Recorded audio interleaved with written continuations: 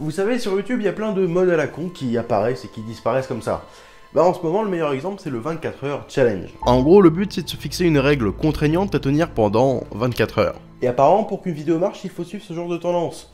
Bon, bah, dans ce cas, on va adapter ce concept qui vole pas très haut à cette émission qui parle d'histoire. Et depuis le temps que je voulais parler d'un roi en particulier, bah, c'était la bonne occasion. S'il y a bien un roi de France dont on entend encore beaucoup parler aujourd'hui, c'est bien Louis XIV.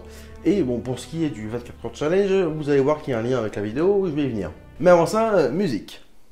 Un dimanche, jour du soleil de septembre 1638, naît à Saint-Germain-en-Laye Louis de Bourbon, futur Louis XIV. Issu du mariage jusque-là stérile entre Anne d'Autriche et Louis XIII, le jeune Louis, l'héritier, est tant attendu. Seulement 4 ans et demi après sa naissance, son père meurt et le jeune Louis devient alors Louis XIV, roi de France et de Navarre. Tiens, d'ailleurs, le royaume de Navarre, souvent les gens savent pas trop ce que c'est, c'était un royaume indépendant jusqu'à Henri IV. C'était un petit état situé entre la France, l'Aragon et le royaume de Castille. En gros, entre l'Espagne et la France. Même si on s'imagine une vie de luxe et assez calme pour un jeune roi, ce ne fut pas du tout le cas pour Louis XIV. Déjà, sa mère lui confisque le pouvoir, bon, normal il avait 4 ans au moment de la mort de Louis XIII, mais elle va lui donner une éducation très stricte et il devra attendre 1654 avant d'être enfin véritablement sacré roi. Mais ça c'est encore rien, vous allez voir que Louis XIV il a vraiment passé une enfance de merde. À 5 ans seulement, il tombe dans un des bassins du jardin du Palais Royal et manque de se noyer, et il est sauvé in extremis. À 9 ans, il chope la variole et 10 jours après les premiers symptômes, les médecins le déclarent condamné. Mais il fait un comeback considéré comme miraculeux et finit par guérir. À 15 ans, il a une tumeur au sein. Oui, vraiment. À 17 ans, il attrape la blénorragie, une infection sexuellement transmissible. Et le pire reste à venir, à 19 ans, il fait une grave intoxication alimentaire, bon, en gros, il boit une eau contaminée, et il attrape le typhus. 2 semaines plus tard, le roi est mourant. On lui accorde les derniers sacrements et sa succession est préparée dans l'ombre. Mais bon, vous l'avez vu venir, là encore, il s'en sort miraculeusement. Mais cette fois, pas indemne. Il va perdre une grande partie de ses cheveux, et c'est ce qui le poussera à porter des perruques. Et c'est à partir de là que va naître la mode des perruques à la cour de Louis XIV. Donc ouais, le pauvre, il en a chié pendant son enfance. Mais bah, vous savez quoi, c'est encore rien. Bah ouais, les problèmes de santé, au final, c'était pas grand-chose, hein. Bon, faut que je vous parle de la Fronde. Pendant qu'il enchaînait les presque morts, au royaume de France, rien ne va plus. Louis XIV a alors 12 ans lorsque démarre cette période de trouble. Le pouvoir est affaibli par la période de régence. Alors oui, la régence, c'est lorsqu'il y a un roi mais qu'il est trop jeune pour gouverner. Et également les impôts qui augmentent de plus en plus pour financer la guerre de 30 ans. J'en ai déjà parlé dans une précédente vidéo. C'est une longue période où plusieurs guerres s'enchaînent un peu partout en Europe et dans les colonies. Je ne peux pas tout expliquer là maintenant car ça serait beaucoup trop long, mais en bref. Le pouvoir royal est remis en doute. Les parlementaires et différents nobles se déchirent. Le roi Louis XIV doit alors vivre pendant plusieurs années en exil. Le peuple veut sa peau, de nombreuses personnes comme le prince de Condé et un membre de la famille royale alimentent les agitations dans le pays. Encore une fois, ça serait beaucoup trop long de tout expliquer maintenant, mais en gros, tout finit par s'arranger et Louis XIV fait une entrée triomphale à Paris en 1652 pour s'installer au Louvre. Il restera profondément marqué par cette période et gardera une profonde méfiance vis-à-vis de la noblesse, qu'il avait autrefois trahie. Toute cette enfance riche de dangers va grandement contribuer à son image de roi soleil, puissant et ne craignant rien ni personne. Et justement, cette méfiance envers la noblesse et les agitations incessantes de la capitale, c'est ce qui va le pousser à s'éloigner peu à peu de Paris. C'est là qu'au beau milieu de marécages que se trouve un ancien pavillon de chasse quasiment en ruine. C'est ici que sera construit Versailles.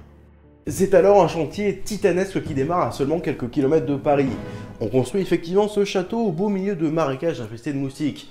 C'est d'ailleurs le paludisme qui fera de nombreuses victimes parmi les ouvriers. À 44 ans, en 1682, Louis XIV s'installe enfin à Versailles, mais ce dernier est encore en chantier et le restera encore jusqu'à sa mort. Officiellement, le roi est marié à Marie-Thérèse d'Autriche, puis après la mort de cette dernière à Françoise d'Aubigné, aka Madame de Maintenon. Sauf que dans les coulisses, le Louis, il est très chaud. Il aura des dizaines de maîtresses appelées favorites qui logeront à la cour du roi aux yeux de tous. Ses mariages et ses aventures extra-conjugales lui vaudront 6 enfants légitimes et une quinzaine, voire plus, d'enfants de ses favorites. Le jardinier Lenôtre, le dramaturge Molière ou encore le compositeur Lully, tous sont des artistes que le roi prendra sous son aile. Grand mécène, c'est un grand amoureux des arts et la danse est une de ses plus grandes passions.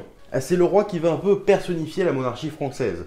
C'est d'ailleurs lui, vu qu'il se méfiait de pas mal de monde, qui va instaurer la monarchie absolue. Il dira en 1655 la célèbre phrase « L'État, c'est moi ». Son statut de grand monarque doit être visible de tous, les artistes vont mettre du cœur à l'ouvrage pour mettre en avant celui que l'on nomme le roi soleil, mais sa vie tout entière sera rythmée pour faire en sorte que chaque action de sa part soit un événement. Et c'est là qu'on arrive au titre de la vidéo. Parce que ouais, une journée de roi, ça se passe comment? Ouais, donc on va voir à quoi ressemble 24 heures dans le quotidien de Louis XIV. Bon, toutes ces journées n'étaient pas exactement les mêmes, mais généralement c'était comme ça. Les journées du roi sont réglées comme du papier à musique, et absolument tout est public. Et quand je dis tout, c'est tout. 8h30.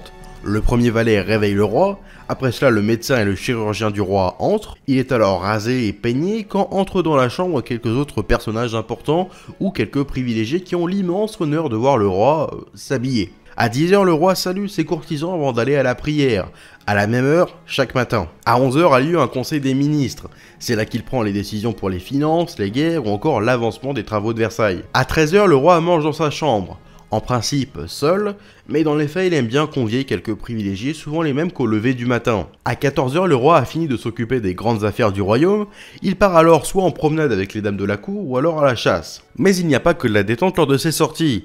Souvent les questions plus politiques sont également mises sur le devant de la scène, car ce sont des sorties à l'abri des regards indiscrets. Entre 18 et 20h, il fait un peu de paperasse, il signe des lettres, reçoit les messages de la journée, et quand il a fini, il se joint à des divertissements avec sa cour. Et à 22h, le grand couvert. Le roi mange devant des dizaines de personnes. Mais il est le seul à manger. C'est une cérémonie quasi religieuse, très protocolaire, où les hommes doivent rester debout et les dames peuvent avoir un tabouret. Le roi est un gros mangeur, il se goinfre tellement qu'il a régulièrement des problèmes d'estomac. Et à chaque souper, c'est parfois plusieurs repas et plusieurs desserts qu'il mange à lui tout seul. Puis il y a des fois de grandes fêtes, avec des dromadaires, des éléphants ou encore des feux d'artifice. Et enfin, à 23h30, s'il n'y a pas eu de fête, le roi se retire dans ses appartements, et là se déroule la même cérémonie qu'au lever, mais dans le sens inverse. Quelques privilégiés le regardent se déshabiller, puis ensuite il ne reste plus que le valet et ses médecins lorsqu'ils se couchent, et enfin le valet est le dernier à quitter la chambre. Il est à noter aussi que le roi dort souvent seul la nuit.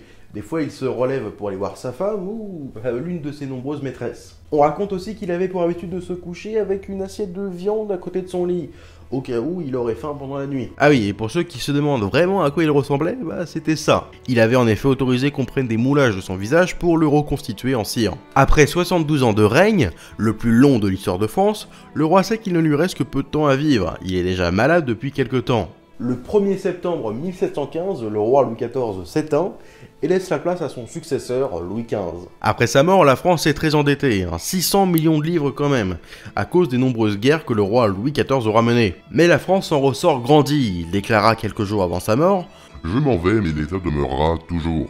Les frontières se sont considérablement élargies et épousent désormais les contours de la France actuelle, l'État est enfin centralisé autour d'un roi, et la noblesse a perdu beaucoup d'influence. Le développement des arts et des sciences, et évidemment le symbole de l'art de vivre à la française, Versailles. Merci à tous d'avoir regardé cette vidéo, je me suis mis un peu en mode Stéphane Bern. Pensez au like, c'est super important, aux commentaires, à vous abonner, vous connaissez tout ça, mais je vous le répète encore une fois, c'est super important. Allez me soutenir sur Utip, c'est gratuit, ou même vous pouvez faire un don sur Utip, à me suivre sur Twitter ou encore Instagram. Et quant à moi, je vous remercie encore une fois, et je vous donne rendez-vous dans de prochains épisodes.